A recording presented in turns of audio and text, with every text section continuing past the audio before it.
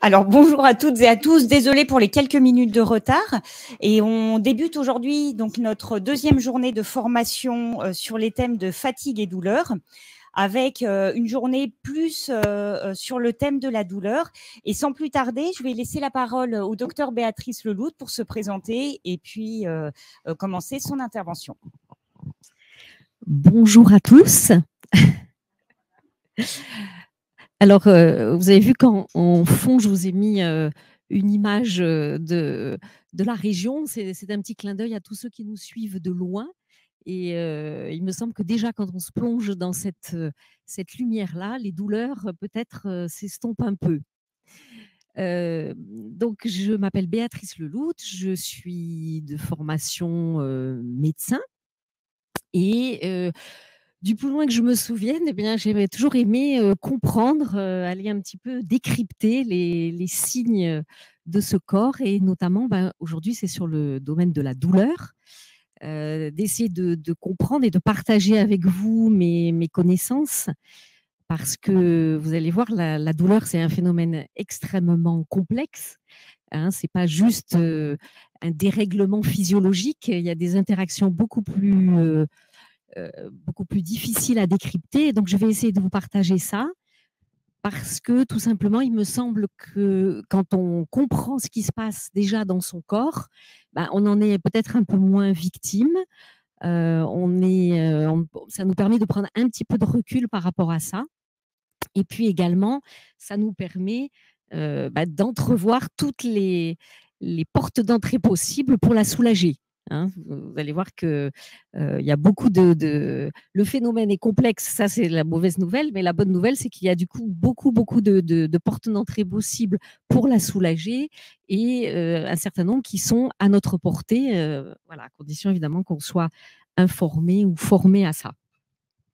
Voilà, donc vous avez vu, j'ai mis les douleurs avec un S, hein, parce que voilà, il y a la douleur physique et encore, il y a plusieurs types de douleurs physiques. Il y a aussi, vous le savez, la douleur morale. Voilà, on va détailler tout ça. Et, enfin, j'en profite déjà pour remercier quand même l'AFA et tous ces chercheurs qui organisent ces rencontres.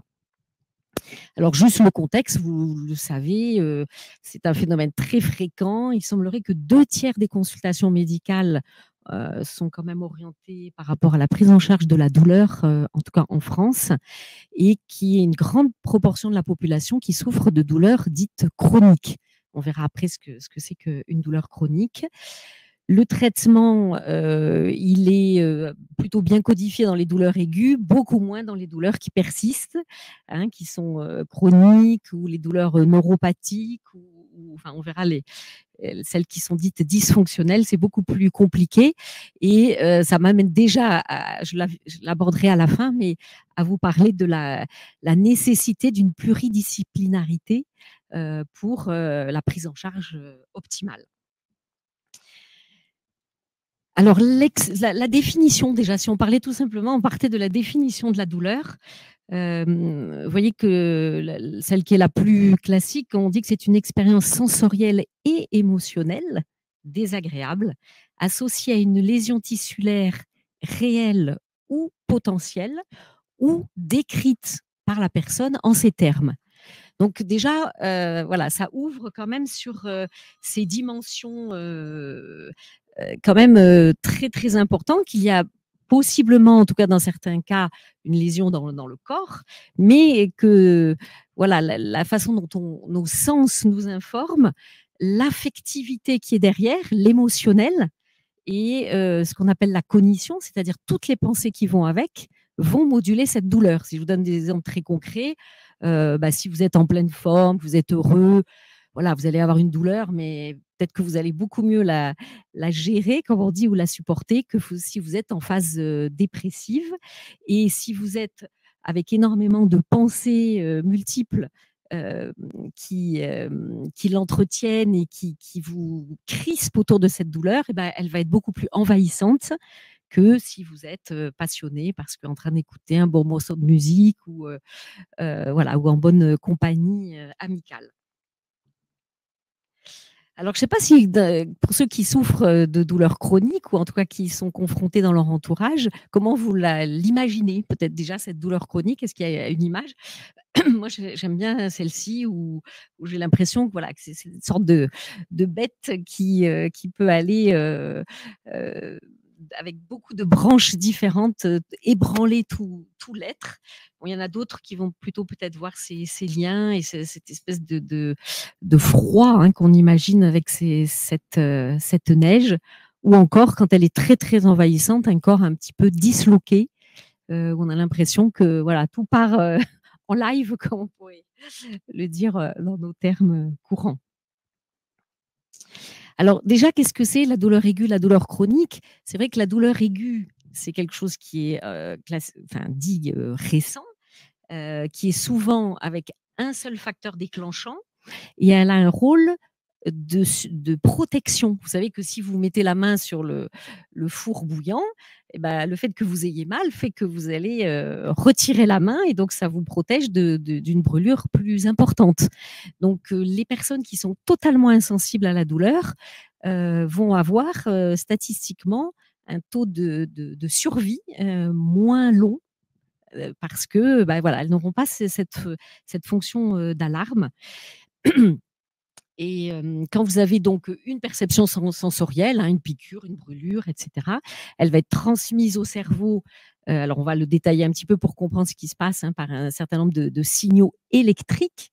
Et on va avoir un certain nombre là, de médicaments qui vont bien marcher sur ces douleurs-là. Quand la douleur devient vraiment chronique, alors on dit que c'est au-delà de 3 mois, enfin en tout cas qu'elle dure un certain temps, c'est beaucoup plus complexe. Elle est souvent plurifactorielle. Elle est très intriquée avec nos émotions.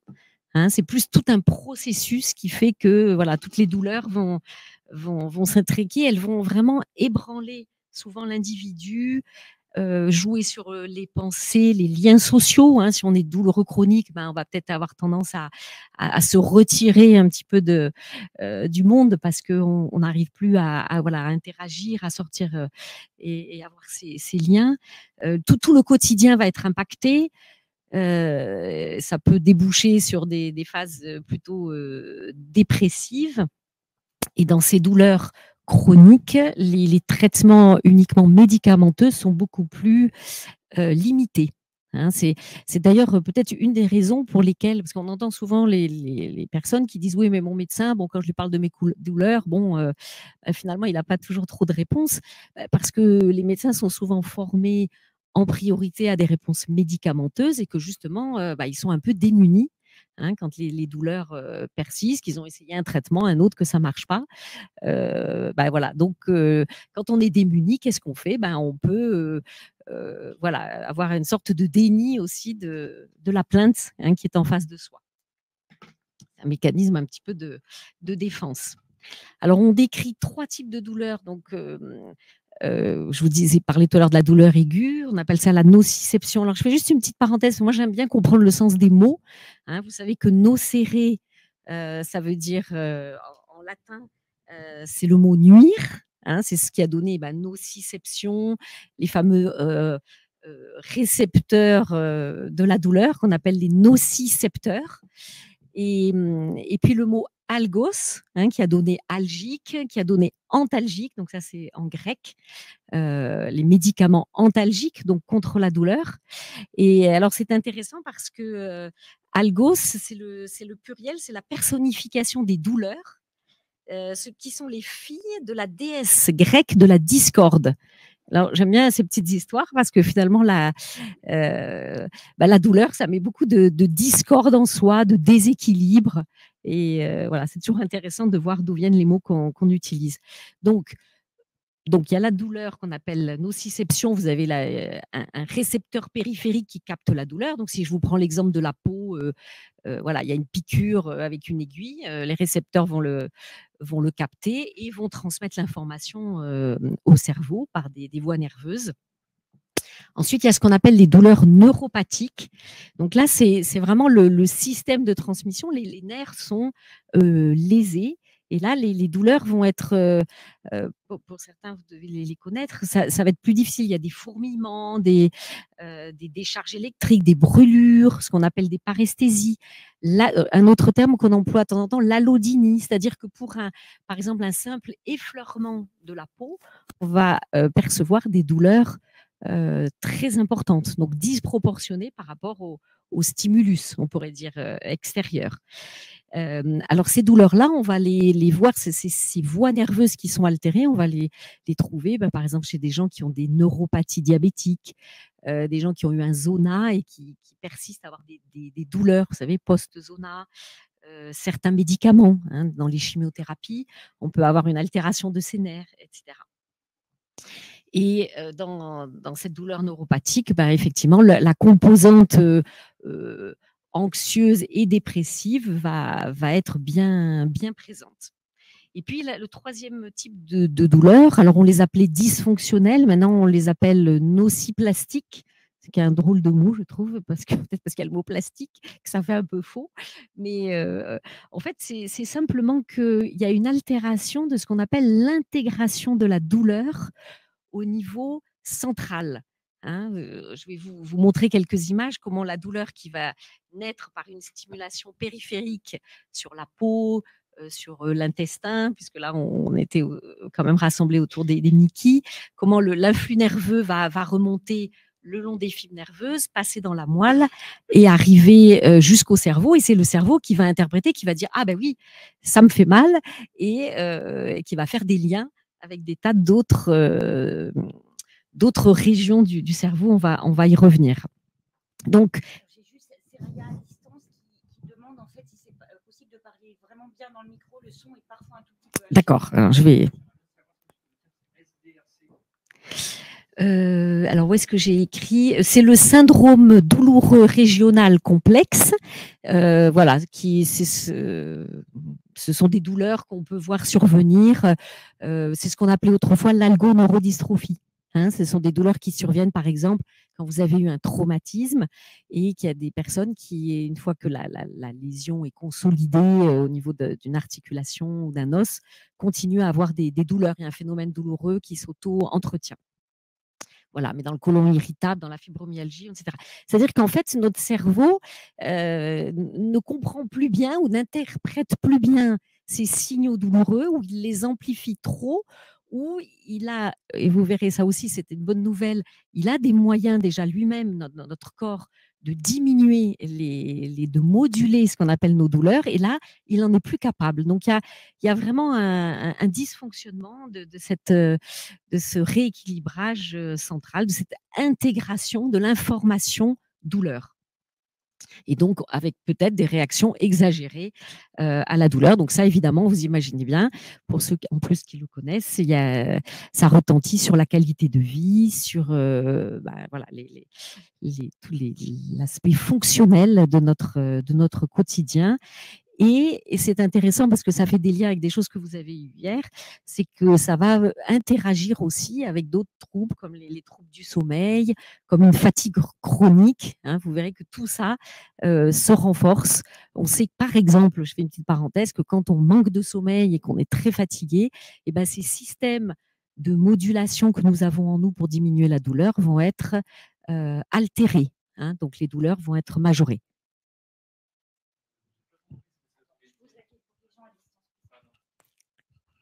J'ai pas compris ce que voulait dire altération de l'intégration de la douleur. Je ne sais pas qui intègre cette douleur ou quoi intègre cette douleur. Et altération, je ne sais pas qu'est-ce que ça veut dire dans ce cas-là. Je sais ni altération ni intégration. Un petit peu douleur. Alors, je vais le dire en termes simples, puis on va y revenir après.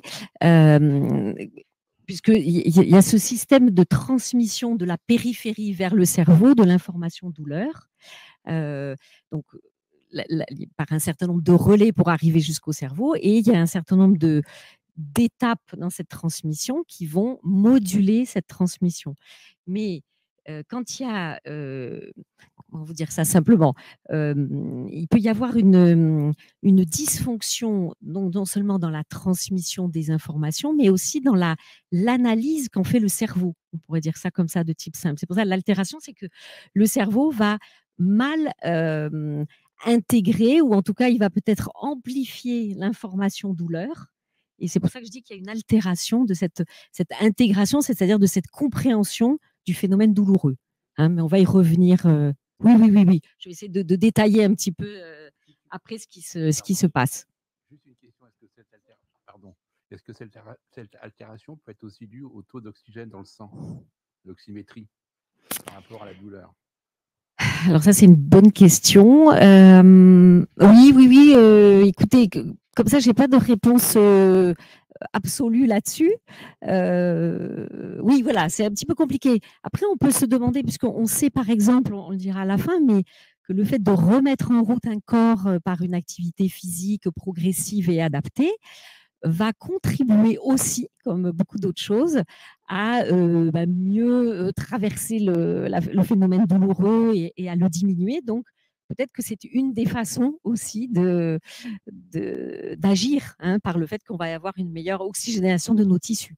Mais voilà, ça, on Et pourra en Béatrice, reparler. une question de Patricia, mais je pense que c'est confirmé vu que c'est marqué à l'écran, mais les douleurs ressenties lors d'une crise de fibromyalgie sont bien placées dans la catégorie des douleurs nociplastiques.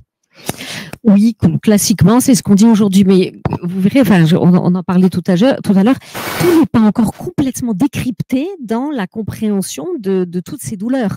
C'est-à-dire qu'on avance encore, il y a encore des tas de recherches en cours pour comprendre ce qui se passe, et en particulier au niveau cérébral.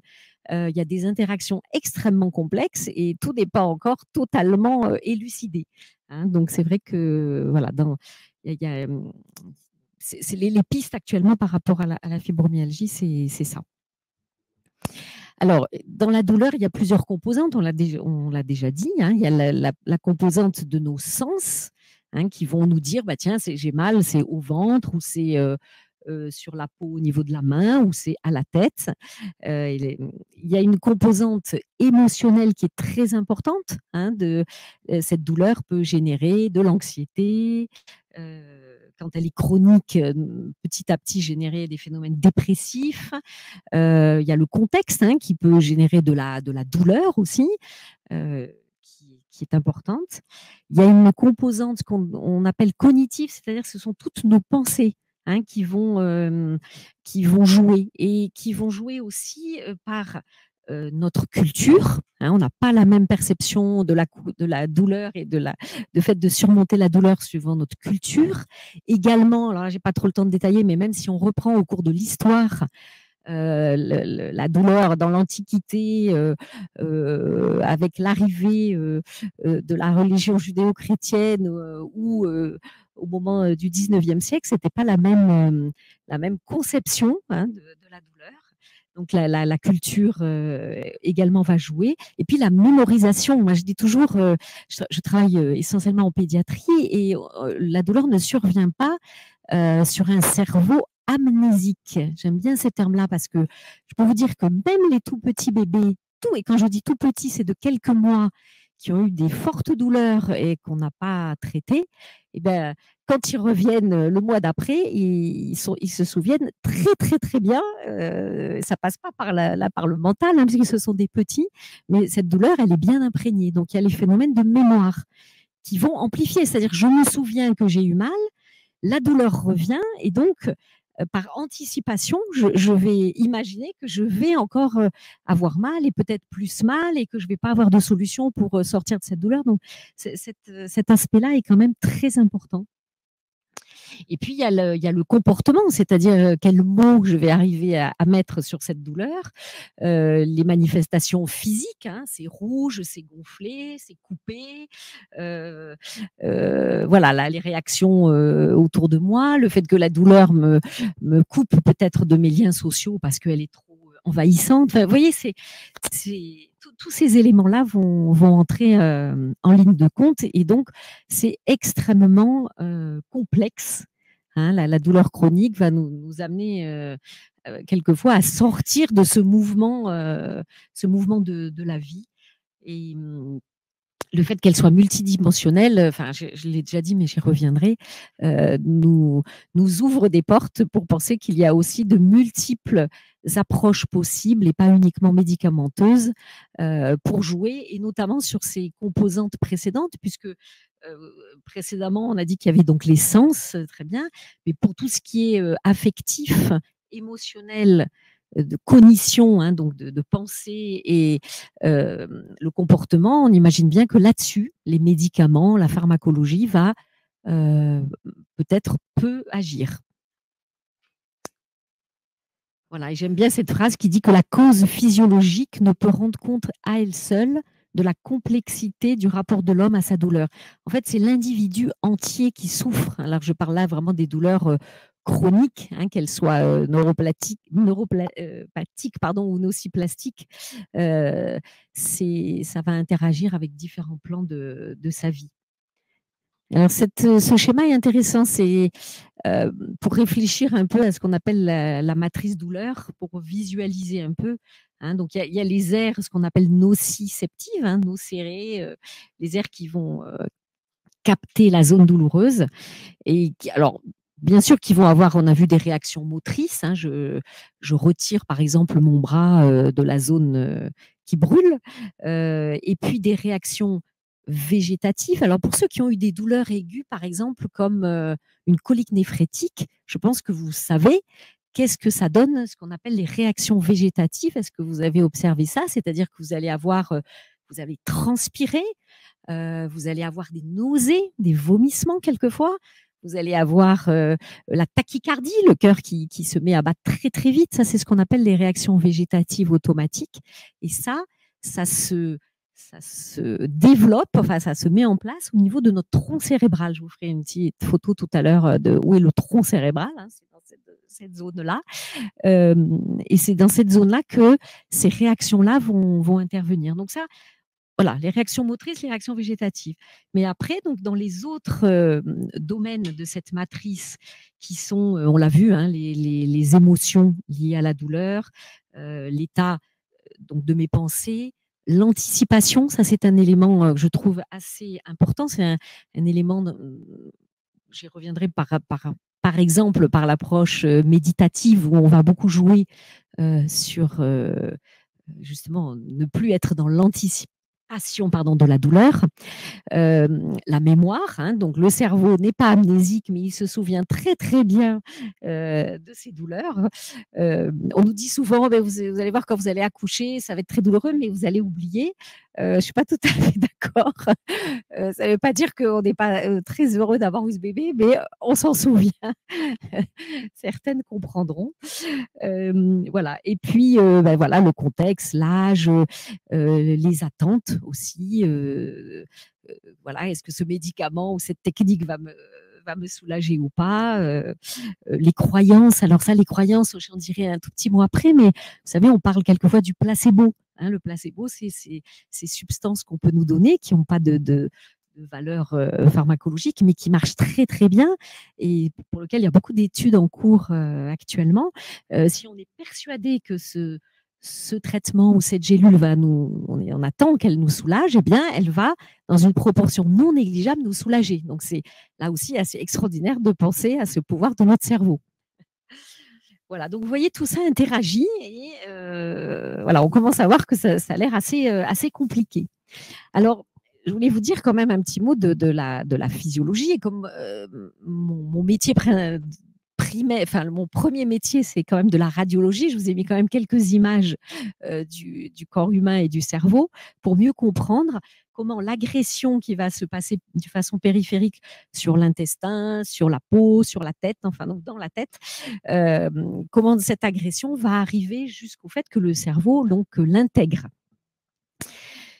Là, c'est un schéma un petit peu complexe, mais voyez, donc la peau a été piquée, il va se passer un tas de réactions cutanées, et vous l'avez déjà observé, si vous vous piquez, par exemple, vous vous coupez, sur le moment, il n'y a pas grand-chose, et puis quelques heures après, ça va être rouge, gonflé, c'est encore plus douloureux. Vous l'avez certainement déjà observé. Qu'est-ce qui se passe? Il va y avoir, le corps est intelligent, il va envoyer un certain nombre de cellules qui vont libérer des substances qui vont faire ce qu'on appelle la soupe inflammatoire, hein, ça s'appelle comme ça.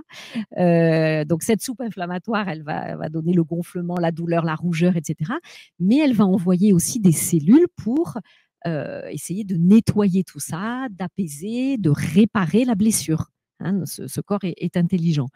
Et donc, dans toutes ces réactions qui vont se passer, il va y avoir un petit phénomène électrique qui va, parce que je vous ai dit tout à l'heure, la douleur, en fait, c'est une transmission électrique.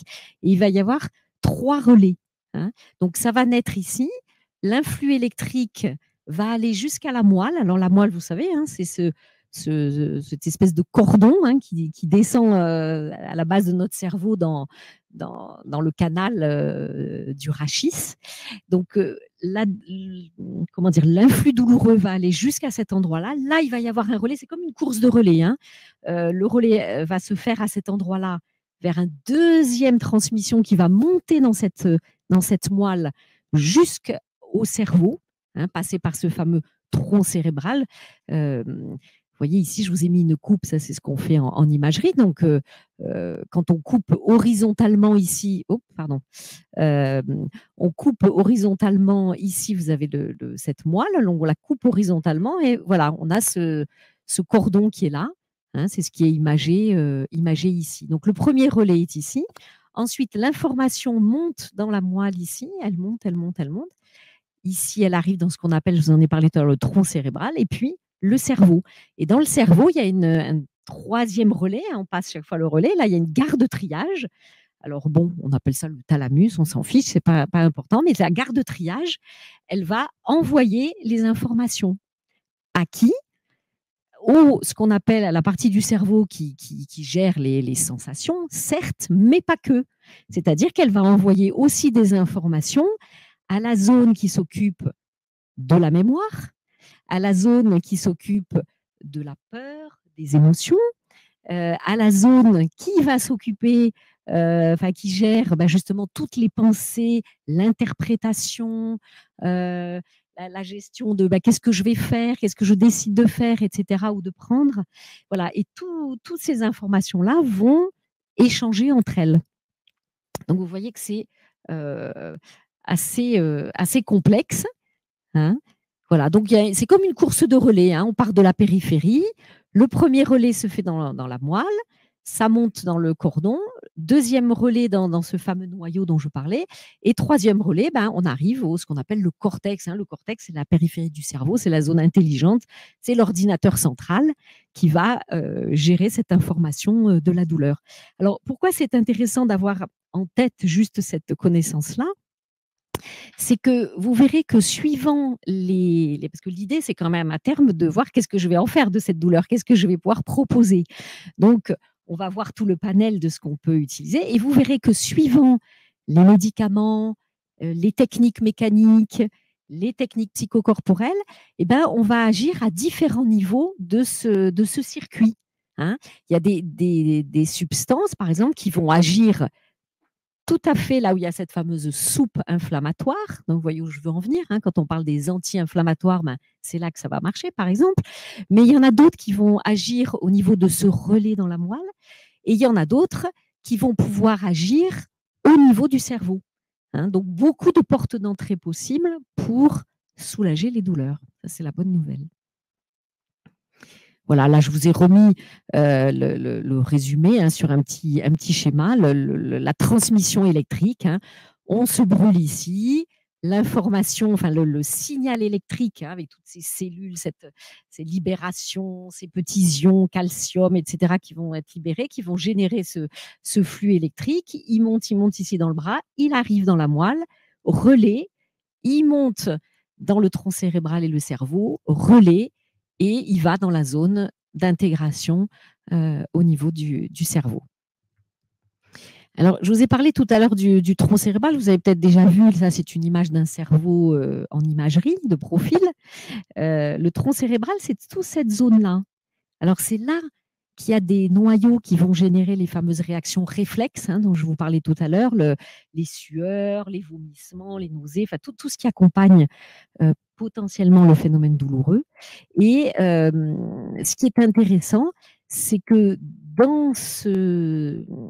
c'est dans ce tronc cérébral qu'il y a aussi des petites, on va dire des petits relais, des petites substances, on va pas rentrer dans les détails anatomiques, mais qui vont, on pourrait dire, court-circuiter un peu l'information douloureuse. Là, je parle un petit peu avant de ce qu'on appelle la modulation, mais ce qu'il faut savoir, c'est que notre tronc cérébral, notre corps, on le sait, est intelligent, notre cerveau, et dans ce tronc cérébral, il va y avoir déjà des phénomènes qui vont un petit peu bloquer l'influx douloureux. Hein, toute l'information douloureuse ne va pas monter, heureusement, dans le cerveau, mais là, à ce niveau-là, il va y avoir des modulations. Donc là aussi, on peut agir dessus.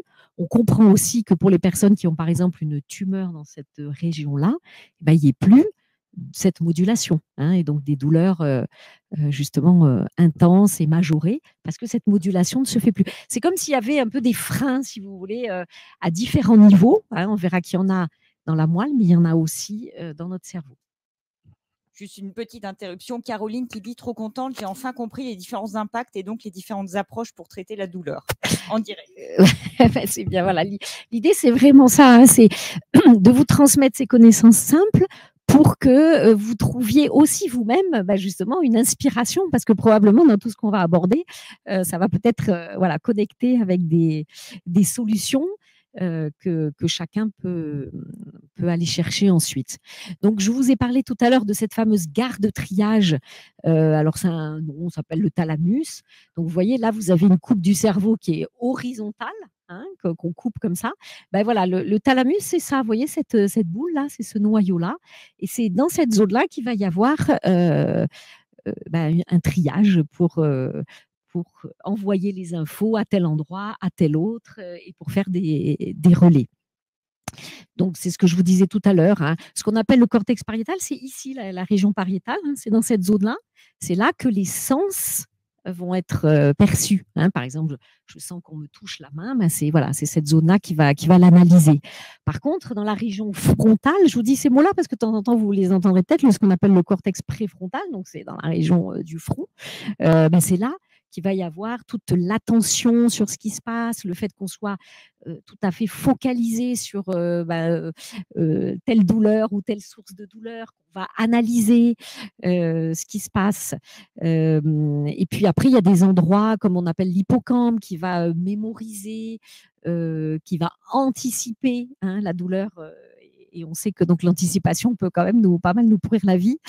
Et puis, dernière chose, ce qu'on appelle l'hypothalamus, donc bon, là, je ne vais pas vous montrer, c'est des zones dans le cerveau, mais qui va gérer le système neuro-endocrinien. Alors, je vous explique, vous avez une très grosse douleur, donc un gros stress, d'accord ? Qu'est-ce qui se passe quand il y a le stress ? Donc, c'est quelque chose qui est abstrait, le stress qui est immatériel. Eh bien, ça va donner l'information à l'hypothalamus. Qu'est-ce qu'il va faire l'hypothalamus ? Il va sécréter des substances, et notamment le cortisol et l'adrénaline. Vous avez sans doute déjà entendu parler de ça. Donc, c'est là que ça se passe. Et qu'est-ce qu'il va faire ? Il va envoyer des shoots, on va dire, liés, de cortisol et d'adrénaline qui vont avoir des effets sur nos organes, et pas forcément que des bons effets d'ailleurs, et de façon répétée si c'est un stress chronique. Et donc ça, voilà, cette transformation de quelque chose d'immatériel, le stress, en des molécules dans le corps, je trouve que c'est assez intéressant de le comprendre. Alors, la bonne nouvelle, c'est qu'il y a des modulations, je vous disais tout à l'heure, je l'ai déjà abordé, de cette douleur. Hein. Notre corps est assez intelligent pour lui-même déjà, avant même qu'on fasse quoi que ce soit, et il nous protège d'une certaine façon. Alors, il y a plusieurs niveaux de modulation. Je vais vous en citer deux que je trouve intéressantes. Il y en a une qui se passe dans la moelle. Vous savez, tout à l'heure, je vous ai montré, on coupe à l'horizontale, le premier relais de la course de la douleur qui se passe dans la moelle. Et là, il y a quelque chose qu'on appelle le gate control, c'est-à-dire que dans cette zone-là, passent deux types de fibres. Il y a des fibres qui transmettent la douleur, et puis il y a des fibres qui transmettent plutôt des sensations, d'étirements, de frottements, par exemple, et donc qui ne sont pas douloureuses. Et donc, on pourrait dire qu'il y a une compétition. Donc, si à ce niveau-là, on stimule la fibre qui est plutôt le frottement, l'étirement, eh bien, ça va en quelque sorte bloquer l'influx douloureux. Alors, vous le savez.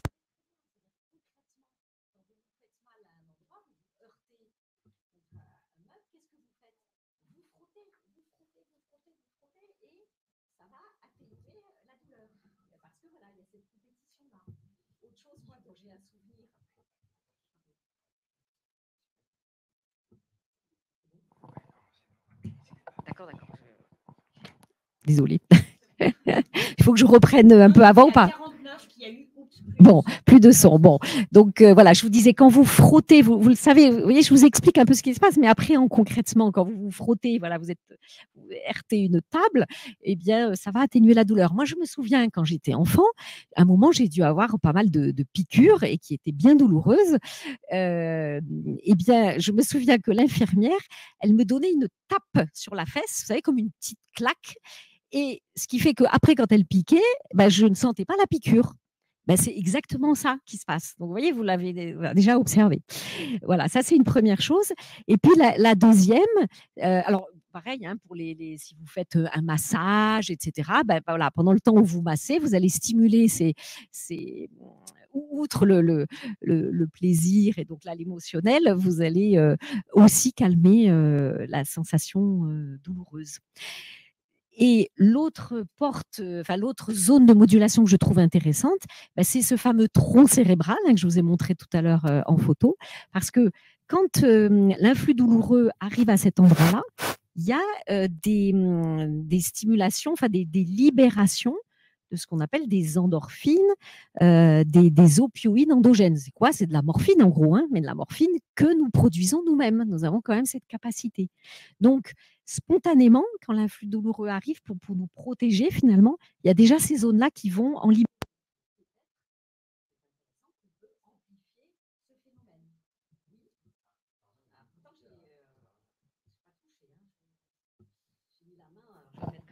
Comme ça, voilà.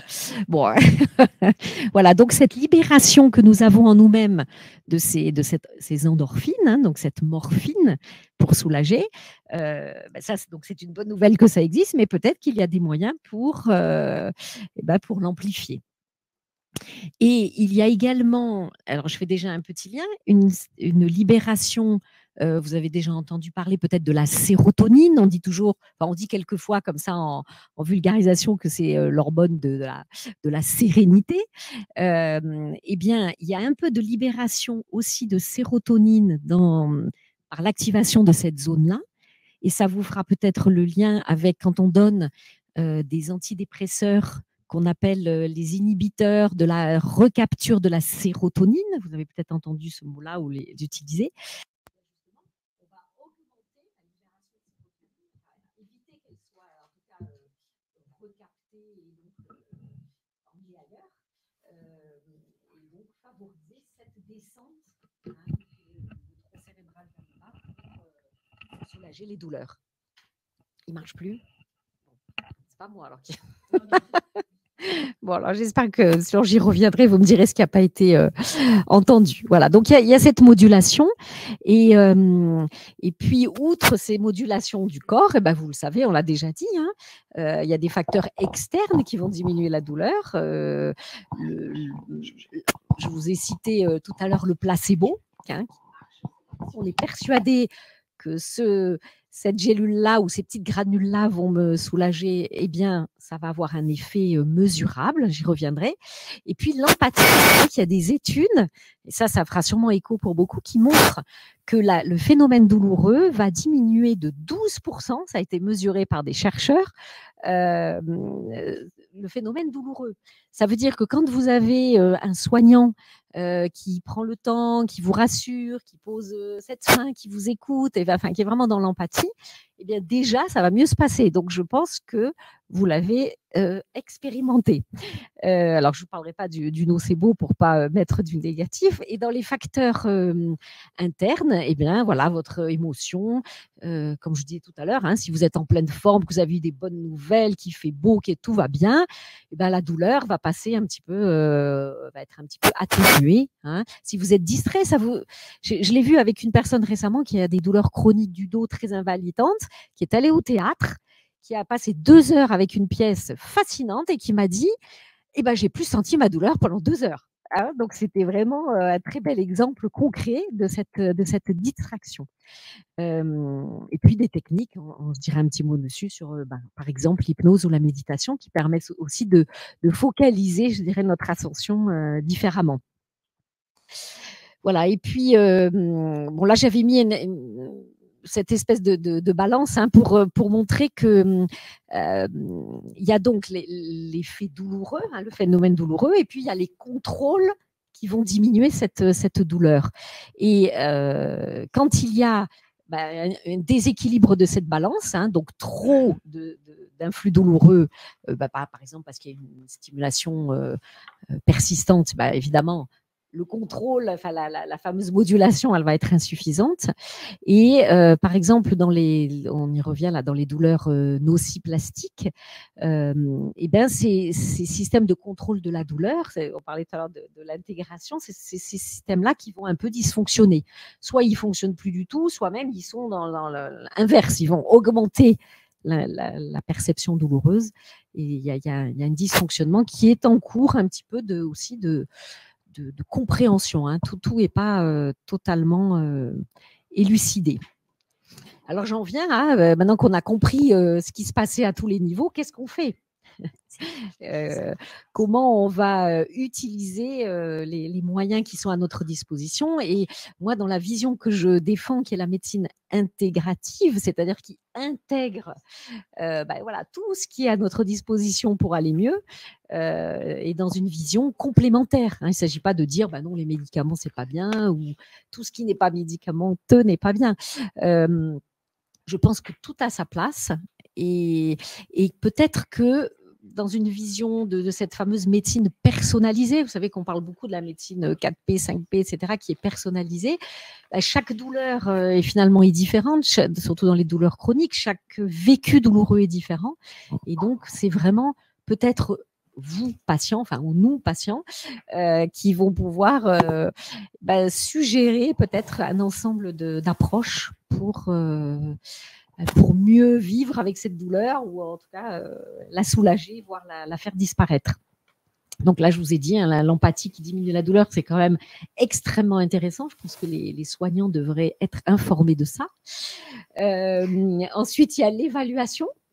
Ça, vous avez déjà sûrement, si vous êtes douloureux chronique, vous savez, on vous propose des échelles quelquefois. Donc, il y a l'échelle, on vous dit, de 1 à 10, allez, comment votre douleur ? Ou alors, il y a l'échelle des visages. Ça marche bien, et notamment alors, en pédiatrie, puisqu'il y a le visage qui est détendu, douloureux, jusqu'au visage qui a l'air d'avoir très, très, très mal. Et puis, il y a des échelles plus compliquées. Peut-être vous avez été soumis à ce questionnaire qu'on appelle le DN4, qui va permettre de mieux évaluer votre douleur. Mais déjà, que quelqu'un puisse l'entendre, vous écouter, ne pas nier que vous avez mal, parce que la douleur, bien sûr, ne se voit pas souvent. C'est déjà, je pense, un premier pas. Et puis, pour vous, patients, de trouver les mots pour l'exprimer aussi. Ce que disent quelquefois les patients, c'est que c'est difficile d'être entendu et de trouver les bons mots. Oui. Alors, je reviens sur l'empathie diminue de 12% la douleur. Alors, j'aimerais savoir si c'est pendant la consultation, parce que un patient qui souffre 365 jours par an, et puis qui va voir son médecin, on va dire 3 heures par an, alors effectivement, peut-être ça va descendre de 12% pendant la consultation, et le reste du temps, donc 12% la douleur de quoi en fait ? C'est un raccourci, oui, tout à fait. J'ai mis ça plus pour être un peu provocatrice, parce que, notamment, par rapport aux soignants qui n'ont pas forcément cette notion. Mais effectivement, là, ça a plus été évalué dans la douleur aiguë. Hein, c'est-à-dire vous arrivez aux urgences parce que vous avez une douleur aiguë.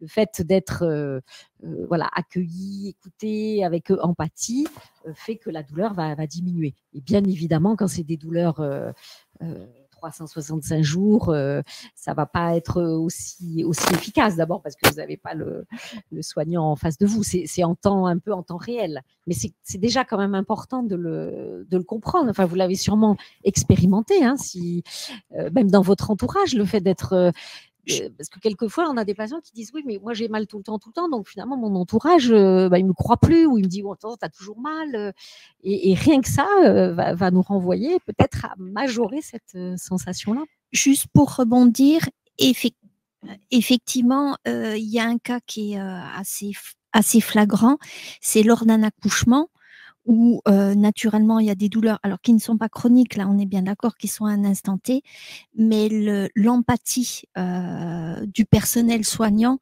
va quand même nettement améliorer la douleur de manière naturelle sans forcément passer par... voilà, ça c'en est un exemple, mais je pense qu'il y a plein d'exemples. Alors c'est peut-être moins en consultation, mais peut-être plus dans des cas d'opération, des choses comme ça, d'accouchement. Avec tout ce qu'on a vu avant, on peut peut-être penser que cette diminution, parce que ça touche nos émotions. Hein, si quelqu'un comprend, est gentil avec nous, nous donne des mots de réconfort, ça va toucher l'émotion.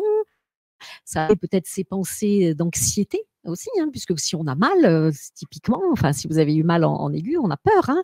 Parler de l'accouchement, voilà, on peut être très très dans la peur. Donc ça va jouer sur tout ça, sur tous ces facteurs.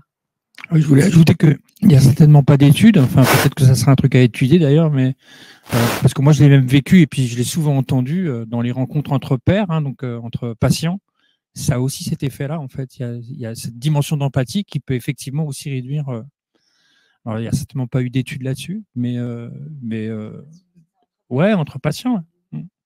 Et oui, et d'ailleurs je pense, je rebondis là, parce que sur le fait d'avoir des patients partenaires, hein, qui se développent et qui justement sont un relais aussi pour mettre des mots, pour peut-être transmettre à ceux qui soignent ce que vivent vraiment les patients. Enfin voilà, tout ce tissu-là va être important.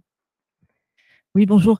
En fait, je voulais rebondir sur les 3 heures à peu près par an. En fait, c'est vrai qu'il y a beaucoup plus d'heures que ça par an, pour les douleurs chroniques surtout. Et donc toutes ces heures-là, sur les consultations, même le parcours de soins en général et tout, enfin tout ce qu'on peut avoir dans ces cas-là, c'est vrai que c'est du temps quand même finalement qui est important, et que si tous les médecins, même l'administratif, même apporte un peu plus d'empathie, c'est vrai que c'est bien. Après, il y a plein de choses qui sont mises en place maintenant, donc on en parle beaucoup d'ailleurs dans les partenariats avec les médecins et aussi au niveau des aidants. Donc, il y a des ateliers pour l'entourage, etc. Tout à fait, parce que ce que j'entends quelquefois, enfin, on en discutera après, mais c'est vrai qu'en particulier pour les aidants ou même pour les soignants, quand on se sent impuissant, parce qu'on n'a pas la gélule qu'il faut ou la bonne parole, une des techniques, c'est de nier ce qui se passe, de nier l'heure, de fuir. C'est une réaction classique. Or, en fait, la réponse, ça va pas être forcément donner la gélule, mais ça va être peut-être la parole ou un espace pour exprimer que voilà, j'en peux plus parce que je souffre, que du coup je ne dors plus, que je ne sors plus, que voilà, ma vie sociale est compliquée. Mais si déjà on peut l'exprimer et trouver des mots pour le dire et être entendu, voilà, on commence à agir dans le bon sens. Ça va pas tout résoudre. Hein. C'est vrai qu'il y a rien de, mais je crois que ça a été dit hier déjà, il y a rien de magique, hein, dans tout ce qui va être proposé. Mais c'est la complémentarité de tout ce qu'on peut mettre en place et qui va normalement aider un petit peu.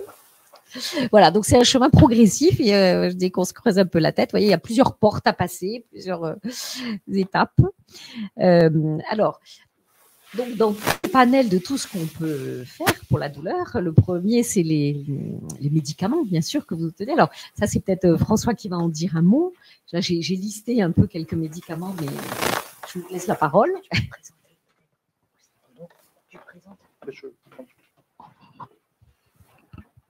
Je me présente pour les gens qui n'avaient pas vu hier. Alors, je m'appelle François Forisson et je vais continuer ma présentation. En fait, je suis pharmacologue.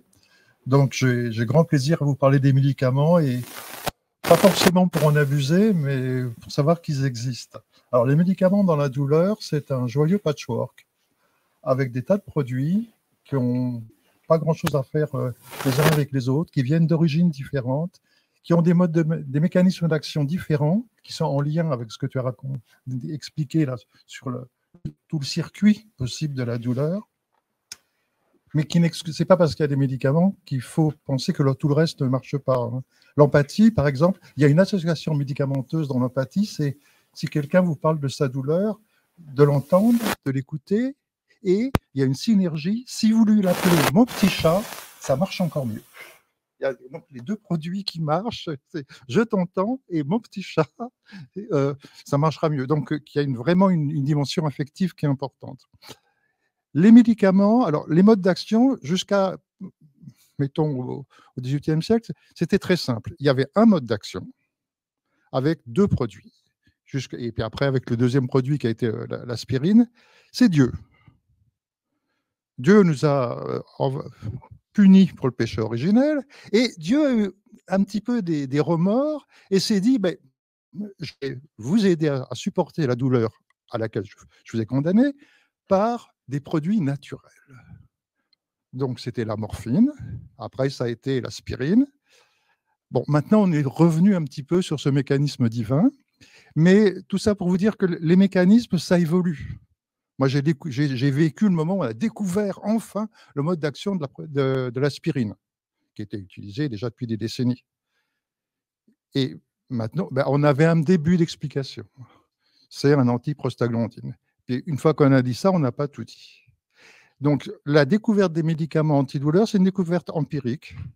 On a découvert par hasard que la morphine calmait les douleurs. On a découvert par hasard que l'extrait de l'écorce de saule donnait à l'acide salicylique puis acétylsalicylique, c'est-à-dire l'aspirine. On a découvert par hasard que des médicaments qui étaient antiépileptiques ou antidépresseurs pouvaient agir sur la douleur. Il y a très peu de produits qui ont été vraiment fabriqués pour la douleur. Il y a des faux morphiniques, par exemple. Alors ça, effectivement, la fabrique est Ultramadol. Puis on s'est rendu compte après qu'il existait dans un cactus. Donc, à l'état naturel. Et bien sûr, toutes ces molécules, elles n'ont rien à faire. Enfin, l'aspirine dans l'écorce de saule, c'est pas parce que le saule a mal à la tête. Hein, et pareil pour le pavot, qui n'est pas pour endormir la fleur. Les familles, bah, il y a une grosse famille, c'est tous les morphiniques. Donc, c'est des antalgiques majeurs à utiliser avec précaution parce qu'ils ont des effets indésirables, donc des effets secondaires sur l'organisme et surtout, ils peuvent entraîner une dépendance. Alors, la dépendance, ça fait qu'on va en avoir besoin et que ce sera de moins en moins actif sur la douleur. Donc, mais ce sont des médicaments précieux dans certaines douleurs aiguës. Et quand on oppose douleur aiguë et douleur chronique, c'est vrai, c'est le plus simple. Mais quand on a des douleurs qui reviennent régulièrement, ben, elles sont chroniques parce qu'elles reviennent régulièrement, mais à chaque fois, elles peuvent être aiguës.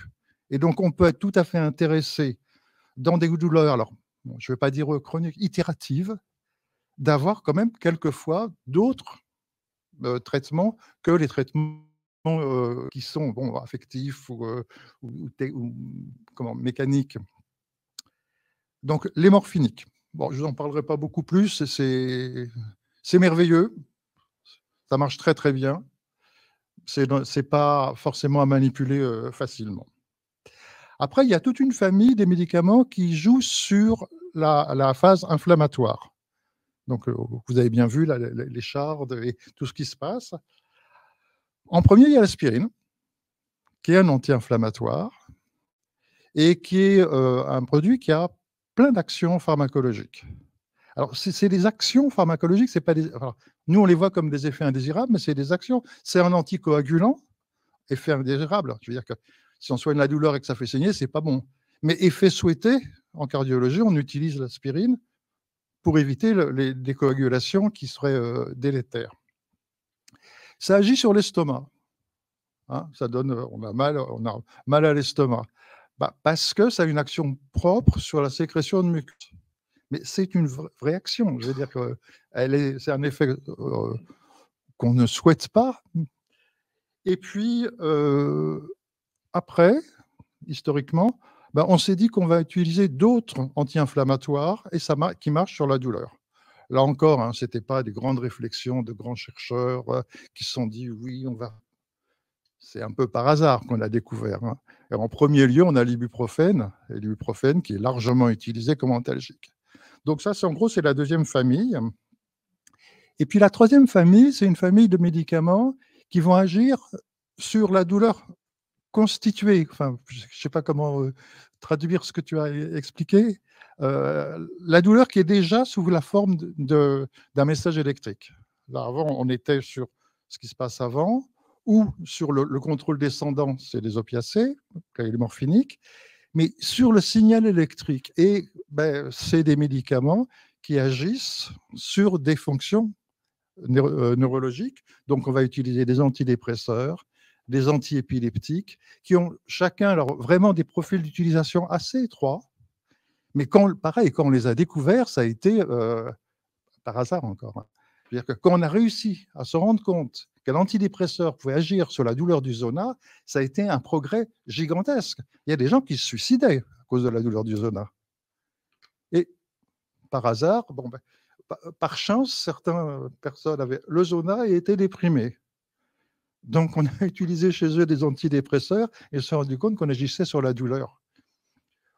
En gros, c'est les trois grandes familles de médicaments de la douleur. Alors, il y a d'autres produits qui ont des modes des utilisations beaucoup plus limitées. Il y a un anesthésique. Donc, anesthésique, pour reprendre ton analyse des mots, anesthésique, ça veut dire qu'il lutte contre la sensation, qui bloque la sensation. Alors qu'antalgique ou analgésique, ça veut dire qu'il joue sur la douleur. Hein, il y a le algos. Alors, antalgique, pour les puristes, ce n'est pas très beau. Le début est latin et la fin est grecque. Ça fait un petit peu, c'est pas très élégant. Bon, mais c'est les mêmes. Hein. Antalgique, anesthésique, analgésique, c'est la même chose. Donc, il y a d'autres médicaments qui vont jouer. Alors, il y a un nouveau médicament, enfin quelque chose de plus récent, qui est un extrait du piment, la capsaïcine, qui peut jouer sur les douleurs locales. Alors, on met un patch de capsaïcine et ça sature en fait des terminaisons. Et donc, on ne peut plus avoir mal parce qu'on a saturé les récepteurs, alors pas de la sensibilité en général, mais les récepteurs de la douleur. Et ça fait mal au début, mais ça brûle, quoi. Puis après, Et puis après, bon, il y a d'autres produits, mais dans des utilisations très, très limitées. Et là, bon, je veux dire qu'il faut être modeste. On ne sait pas très bien. Celui dont je ne vous ai pas parlé, le plus courant, c'est le paracétamol. Et le paracétamol qui est le plus largement utilisé, on ne sait pas trop comment ça marche. On sait que ça marche, on est content. On ne sait pas trop comment ça fonctionne. On découvrira plus tard. Et bon, le traitement médicamenteux de la douleur, c'est vraiment une discipline très, très empirique. On a essayé, ça a marché. On essaie de rester dans des fourchettes où on n'a pas trop d'effets indésirables, mais il ne faut pas imaginer qu'on a des explications extrêmement fines sur ce qui se passe dans le cerveau, qu'on est en train de découvrir ce qui se passe avec les zones, les neuromodulations, l'imagerie, mais on balbutiement, il ne faut pas. Je veux dire que. Et les explications que tu donnais, qui sont plus générales, en disant il y a quelque chose qui monte, c'est intégré. Il y a des fois des fausses reconnaissances. On prend un signal qui n'est pas douloureux pour de la douleur, mais ça va être un levier, parce qu'on va peut-être aussi pouvoir transformer un signal qui est douloureux en. C'est une information, mais il ne faut pas la considérer comme une douleur. Et ça va prendre des voies qui ne sont pas forcément médicamenteuses. Alors, merci. Question sur le CBD. Le CBD fait partie de quelle famille et il agit à quel niveau? quid du DMSO, et Jean-Luc qui posait la question sur des douleurs chroniques en fait dans de rectocolite hémorragique, comment faire pour agir dessus. Alors, je pense que ça sera peut-être plus sur la table ronde qui suit juste après à voir, mais déjà sur le CBD peut-être. Alors le CBD, ça fait partie de la première famille au sens jusqu'au XVIIIe siècle. C'est Dieu qui nous l'envoie parce que ça vient d'une plante. Bon, c'est un produit qui est extrait du cannabis. Il semblerait que ça puisse avoir une efficacité peut-être relativement modeste, mais que ça puisse avoir une efficacité. Bon, autant ne pas s'en priver si ça marche. Mais je veux dire que ça ne va pas être une panacée. Je veux dire que plus on avance dans les études sur le CBD, plus on se rend compte que l'efficacité existe. Pas vraiment sur les douleurs majeures, mais existe. Ça peut être un produit en plus. Et les modes d'action, ben, c'est complexe.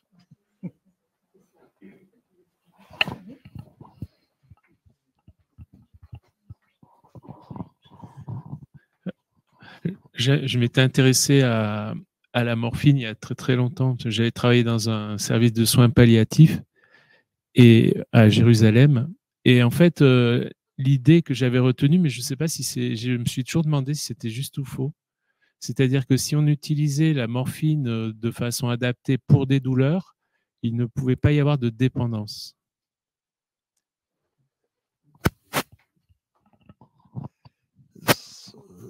Je crains que ce soit un petit peu une version morale de l'utilisation des médicaments. C'est-à-dire, quand on utilise bien quelque chose, ça ne fait pas de mal. Si, il y a des gens qui ont pu être dépendants après un traitement de leur douleur. Il est sûr que si on le donne aux doses les plus faibles et qui sont efficaces, si on le donne avec tous les moyens qui sont autres que pharmacologiques, en particulier le fait que la personne ait la possibilité de s'injecter quand elle en a besoin, à chaque fois une petite quantité pour traiter. Donc c'est une utilisation rationnelle, limitée. On a moins de risques que si quelqu'un peut utiliser n'importe comment, avec des doses qui risquent d'être très vite croissantes. Mais on a quand même l'utilisation, par exemple, des morphiniques aux États-Unis dans les 20 dernières années, c'est catastrophique. La plupart étaient pourtant prescrits pour des douleurs. Alors, pas des douleurs cancéreuses, pour des douleurs tout venant, je dirais, mais on s'est retrouvé. Il y a une épidémie aux États-Unis de pathologies liées aux morphiniques. Alors, parce qu'ils étaient vendus à larga manu, avec une bonne promotion.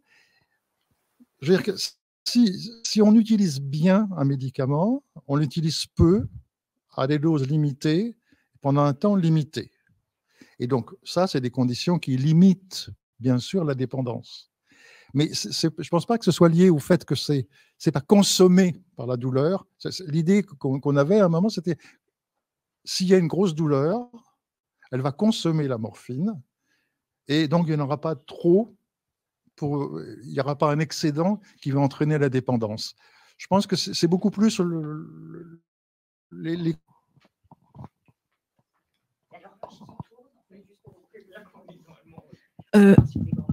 Juste pour revenir sur le CBD, il y a des traitements qui sont en cours, là, des essais à Marseille, pardon, à Fréjus, excuse-moi, je me mélange un peu, il y a tellement de... donc, il y a le CBG aussi qui existe, mais pour l'instant, ils ne sont pas trop courants à l'hôpital.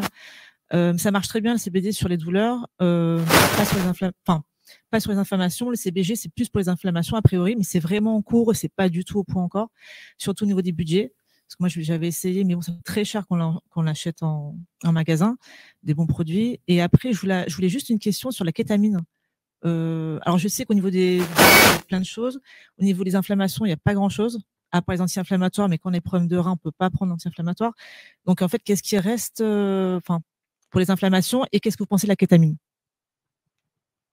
Kétamine, c'est pas un antalgique, hein, c'est un anesthésique.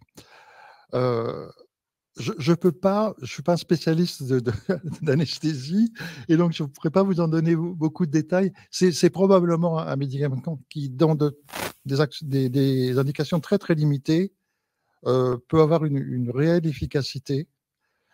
Je ne peux pas vous en dire beaucoup plus, mais c'est un anesthésique. Donc, c'est vraiment quelque chose. On est dans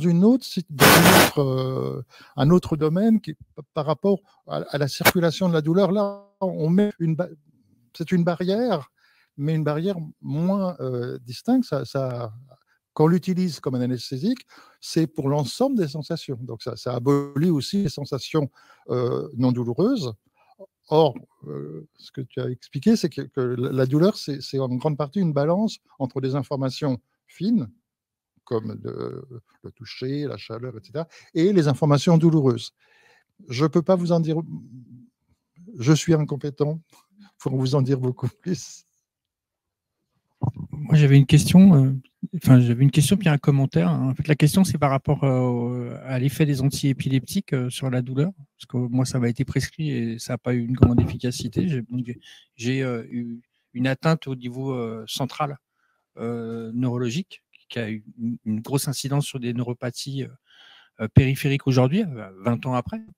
Et puis l'autre, c'est par rapport au constat de Jean-Michel. Moi, j'ai été pendant 4 mois sous morphine, à une époque où j'étais dans une situation dramatique, et j'ai été toxicomane avant, donc j'étais hyper sensible en fait à ces produits-là.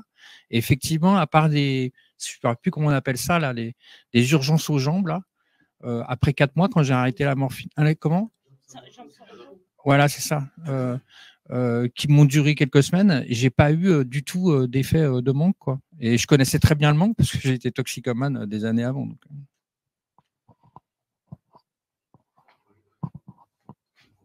Et après, il faut redonner la parole à Béatrice, sinon ça va être frustrant. Non, moi, je voulais vraiment parler de ce problème de la réticence des médecins à prescrire la morphine et aux patients à prendre la morphine à cause justement du scandale des opioïdes. Et je pense qu'il y a un décalage là entre l'intérêt de la morphine et un risque mineur, effectivement. Et c'était de ça dont je voulais parler. Il y a, comme dans toutes les modes, dans tous les disciplines, alors mode, c'est pas chic, hein, les disciplines avec une forte empreinte culturelle, c'est plus chic, il y a des mouvements de balancier. Bon, le mouvement de balancier a fait que pendant très longtemps, il ne fallait pas utiliser de morphine. Donc les gens souffraient le martyre. Ah, mais vous allez devenir toxicomane. Bon. Et puis de toute façon, c'est normal de souffrir. C'est bien fait pour vous. Hein, la pomme et compagnie. Après, il y a eu un mouvement où on l'a utilisé beaucoup plus largement, avec effectivement des tas d'effets gravissimes, des gens qui arrivaient aux urgences avec des surdosages. Peut-être qu'on va trop loin, le balancier va trop loin dans ce sens-là, mais je veux dire que il faut, je veux dire encore une fois, quand on est médecin, il faut être modeste. Les choses évoluent, on a de mauvais préjugés à des moments, on va trop dans un sens. Moi, j'ai connu la même chose pour les corticoïdes. Les corticoïdes, quand ils sont apparus, ça a été miraculeux. Ça a été miraculeux, et en particulier, les pneumologues ont donné des quantités prodigieuses, mais c'était extraordinaire. Ça lave plus blanc que blanc, quoi. Je veux dire, il y a des tas de pathologies, on donnait une bonne dose de corticoïdes et ça allait mieux. Et après, on s'est rendu compte que ce n'était pas forcément totalement anodin. Par l'action des corticoïdes en tant que tel, et par le fait qu'on déprimait l'usine à corticoïdes, les surrénales, et qu'après, les gens en avaient besoin parce qu'ils ne savaient plus en faire. Alors, c'est devenu diabolique. Il ne fallait pas donner de corticoïdes. Donc, les gens avaient des douleurs inflammatoires terribles, des problèmes inflammatoires terribles, mais non, mais oh là là, les corticoïdes, c'est... Bon, maintenant, on en redonne un peu plus. Et puis, comment le balancier va continuer à se balancer, on verra. Oui, puis c'est vrai que les médecins, moi je vois les jeunes internes, ils ne sont pas tellement formés à la prise en charge de la douleur, ce n'est pas trop dans le cursus, et ils sont un peu démunis, hein, parce qu'effectivement, quand il y a des patients douloureux, par exemple, où il faut mettre des pompes à morphine, des choses comme ça, ils ne savent pas trop, quoi. Donc, ils reculent un peu devant l'obstacle. Peut-être qu'il faudrait juste déjà augmenter la formation. Oui. Alors, il me reste quelques minutes apparemment pour... Du coup, cette première intervention jusqu'à 10h30, on décale de 10 minutes la pause pour commencer la table ronde avec 10 minutes de retard. En fait, je voulais juste balayer les autres approches, donc dites non médicamenteuses. On en parlera plus dans la table ronde, mais juste pour en citer quelques-uns et puis vous expliquer un peu où ça agit. Il y a ce qu'on appelle les thérapies physiques, hein, vous savez, la kinésithérapie, les massages. Il y a ce qu'on appelle le TENS aussi. Hein, le TENS, ça rejoint, alors ça agit de deux façons, mais notamment quand je vous expliquais la compétition entre ces deux fibres, hein, les fibres qui sont sensibles à l'étirement, au tapotement, etc., et puis celles qui transmettent la douleur, qui sont en compétition, ben, le TENS va jouer sur ces fibres en envoyant des petits influx non douloureux, enfin, voilà, infradouloureux, et du coup, ben, c'est par là que l'information va passer plutôt que par le relais douleur. Toutes les thérapies, alors moi je suis une fan de toutes les approches dites psychocorporelles et psychologiques, puisqu'on a vu qu'il y avait une grande part, hein, dans nos émotions, nos pensées, etc. Alors bien sûr, classique, une psychothérapie par exemple, les thérapies cognitivo-comportementales marchent bien, et puis les approches comme l'hypnose et la méditation qui visent, et c'est ça qui me paraît tellement remotivant en tant qu'humain, c'est que ça va nous permettre de mobiliser des ressources qu'on a en nous et qu'on n'a jamais appris à mobiliser, et surtout les amplifier. Hein. Ces ressources-là, on les a, on est plus, je veux dire qu'on est plus compétent qu'on ne pense, et c'est pour ça qu'on dit qu'il faudrait apprendre dès l'école tous ces techniques-là, et donc être moins. Ce sont des techniques, je dis toujours moi, aux patients avec qui je travaille, c'est comme si vous aviez votre boîte à outils avec vous, et vous l'avez toujours avec vous une fois que vous avez appris à pratiquer un peu l'auto-hypnose ou que vous pratiquez la méditation. Ben, quelles que soient les circonstances et les lieux, vous avez des ressources. Vous n'êtes pas dépendant du pharmacien et de sa boîte de médicaments. S'il n'est pas sous la main, ben voilà, vous avez des ressources. Et juste quelques exemples de ces fameux liens corps-esprit. Alors, il y a tout un équilibre, bien sûr, mais vous avez bien remarqué, tout bêtement, que quand vous êtes très, très douloureux et que vous êtes contracté sur cette douleur, bah, du coup, vous êtes plus capable d'être attentif à autre chose. Donc, votre capacité d'attention, elle est déplacée. Que quand on est douloureux, chronique, que c'est inflammatoire et que ça nous empêche de dormir, etc., ben, on va plus avoir tendance à tomber en dépression. On sait, alors là, il y a des études qui ont montré que les émotions positives ou ne serait-ce qu'une balade dans la nature vont stimuler notre immunité, nos défenses. Ça, c'est quand même intéressant. Hein. Donc, si on a un meilleur état général, plus de défense, on va moins tomber malade et voilà, notre santé globale va être meilleure. Vous savez aussi que les très grosses colères ou très grosses émotions vont spasmer nos artères coronaires. Et qu'est-ce que ça donne, ça? Ça donne l'infarctus. Hein, donc, c'est connu aussi.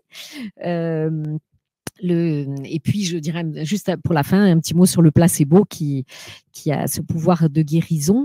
Et puis, enfin, on sait aussi aujourd'hui, et on le sait par l'IRM fonctionnel, mais aussi l'IRM classique, que la méditation pratiquée de manière régulière, mais quelquefois même après 8 semaines, il y a déjà des modifications, elle modifie l'anatomie cérébrale. C'est-à-dire que les zones qui vont s'occuper de justement ces peurs, ces ruminations, ces mémorisations, vont diminuer un petit peu de volume. Donc, c'est vraiment quelque chose d'anatomique. C'est quand même intéressant. Et là, j'avais fait un petit tableau, alors qui n'est pas complet, mais pour vous savez qu'on a, attendez, je m'en remets dessus. On a vu donc ce fameux schéma, hein, depuis la zone périphérique douloureuse, la moelle, le tronc et le cerveau. Et ben voilà, suivant les techniques qu'on utilise, ça va jouer préférentiellement sur cette zone périphérique. Hein, un intestin distendu, une articulation gonflée inflammatoire, une piqûre sur la peau. D'autres vont agir plutôt dans ce relais de la moelle, ce fameux aussi compétition, hein, dont on a parlé tout à l'heure. C'est pour ça que là, on a mis par exemple les massages ou la technique TENS. Et puis d'autres vont agir vraiment au niveau du tronc cérébral, ces fameux anti-inflammatoires qui font qu'il y aura plus de sérotonine libérée et d'opioïdes. Et puis d'autres vont agir vraiment sur le cortex cérébral, ces fameuses notamment techniques psychocorporelles, mais bien sûr pas que. IRS, c'est les inhibiteurs de la recapture de la sérotonine, hein, que j'ai marqué là. Et alors, un dernier mot, parce que moi, j'y tiens beaucoup dans ma vision intégrative de la santé, de la prévention et du retour en santé. Je pense qu'il y a plein d'autres choses. Alors, ce fameux remise en mouvement du corps, ce lien avec la nature qui va être très, très apaisant. Notre alimentation, ça j'y tiens aussi beaucoup parce qu'on sait très bien que suivant notre type d'alimentation, on va favoriser un état inflammatoire de ce qu'on appelle de bas grade, c'est-à-dire on ne le voit pas, mais qui entretient des douleurs, ne serait-ce que articulaires ou intestinales. Et donc là, on a une vraie compétence à acquérir pour savoir comment peut-être modifier progressivement, enfin améliorer notre façon de nous nourrir. La phytothérapie, c'est aussi quelque chose qui peut aider. On sait très bien qu'il y a des plantes qui vont jouer sur les spasmes, les digestifs, sur les petites douleurs, sur la petite anxiété sous-jacente qui majore les douleurs. Donc, on peut jouer aussi là-dessus. Voilà. Et puis, des activités. Alors, oui, moi, j'ai mis la musique, mais j'aurais dû mettre l'art-thérapie, parce qu'on sait que c'est largement une porte d'entrée aussi intéressante. Et puis, les activités de remise en lien physique. Il y a vraiment des liens très, très clairs entre la sédentarité, parce qu'on a mal, donc on ne bouge pas. Du coup, on entretient en fait cette douleur, cette raideur. Et le fait de remettre en mouvement notre corps va être positif. On dit que même la fatigue, le fait de rebouger va diluer la fatigue. Et puis des activités peut-être plus douces pour le corps. Moi, j'aime bien le yoga, le qigong, etc. On pourra en parler. Bon, l'alimentation, on ne va pas en reparler, mais voilà, on a beaucoup de... Juste un mot tout bête, les acides gras, le gras qu'on avale, on peut avaler du bon gras et du mauvais gras. Vous savez que notre cerveau, c'est une éponge de gras, d'accord ? Il y a beaucoup de graisse dedans. Alors, il y a les neurones, évidemment, là-dedans, mais s'ils ont un bon gras de qualité, les échanges vont se faire mieux. Et comme on a vu tout à l'heure qu'il y avait beaucoup d'échanges dans notre cerveau entre ces différentes zones, on peut quand même penser que si on a des cellules avec des membranes cellulaires riches en gras de bonne qualité, les échanges se feront mieux, les neurotransmetteurs circuleront mieux. Et voilà, tout ça, ce sont des choses quand même qui commencent à être pas mal connues. Donc l'activité physique, voilà, là je vous avais mis un peu tout ce que ça fait, ça relance un peu une énergie, un meilleur sommeil, etc. Et la dernière diapo, c'était sur le placebo, parce que pendant longtemps, ça a été qualifié, en tout cas dans le domaine médical, comme charlatanisme, une tromperie efficace. Et puis, grâce aux neurosciences, grâce à toutes les études, mais on se rend compte que pas du tout. Il y a un vrai substrat neurobiologique qui est objectivable, qui fait qu'il va y avoir des effets dans le corps et notamment donc par rapport à la douleur. Et d'ailleurs, vous savez que quand on veut bloquer l'effet de la morphine, on injecte de la naloxone et ça bloque. Et pour le placebo, c'est pareil, ça marche. Donc ça veut bien dire qu'il y a c'est quand même très intéressant comme information, je trouve, de savoir qu'en injectant cette naloxone, on va bloquer aussi l'effet placebo. Ça va mettre en route des tas de systèmes neurochimiques. Et donc là aussi, pourquoi ne pas l'activer, l'amplifier ? Il semblerait dans les études que même si on sait, nous, patients, que c'est un placebo, mais que c'est expliqué, comment ça va marcher, etc. Il y a des effets aussi. Donc, c'est même pas de le donner à l'insu du patient, en disant, voilà, je vous donne un comprimé, je sais pas ce qu'il y a dedans. Déjà, même en le sachant, on peut avoir des effets. Donc, ça serait un peu dommage de s'en priver. Voilà, donc l'idée, c'était de passer de cette zone douloureuse à ce paysage beaucoup plus serein et paisible dans notre corps, une petite métaphore. Donc voilà, toutes les techniques non médicamenteuses, je pense qu'on en parlera un peu plus tout à l'heure. Sur l'alimentation, des aspects, en fait, les dernières diapositives pourront être réabordées en détail pendant la table ronde. On approfondira. Alors, un énorme merci. Dans la salle, vu l'attention, je pense que ça a été particulièrement apprécié. Dans les commentaires aussi, je vous propose de faire une pause donc pendant 10 minutes et puis on va reprendre. Donc pour ceux qui continuent sur le webinaire, c'est le même lien en fait et on reprend, on va dire, on essaye de reprendre à 40, maximum 45. À tout de suite.